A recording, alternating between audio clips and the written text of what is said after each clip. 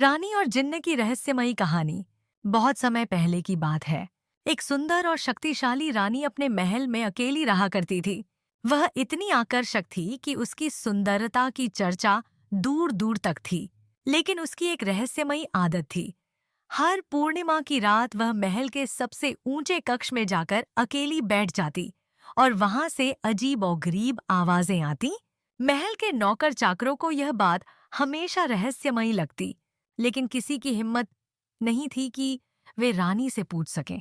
एक दिन रानी की दासी ने हिम्मत जुटाकर उससे पूछा, महारानी, आप हर पूर्णिमा को इतने रहस्यमय तरीके से कक्ष में क्यों जाती हैं? रानी ने एक लंबी सांस ली और बोली, यह एक रहस्य है जो सदियों से हमारी रियासत से जुड़ा हुआ है। अगर मैं तुम्हें बताऊं तो शायद तुम्हारी जान खतरे में पड़ सकती है। लेकिन दासी जिद पर अड़ी रही। तब रानी ने उसे अपना रहस्य बताया। हर पूर्णिमा की रात एक जिन्न आता है। वह मेरी प्यास बुझाने के लिए यहाँ आता है।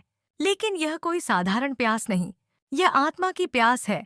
जब वह जिन्न मुझे अपने वश में लेता है तो मेरी आत्मा कुछ समय के लिए मेरे शरीर से बाहर निकल जाती है।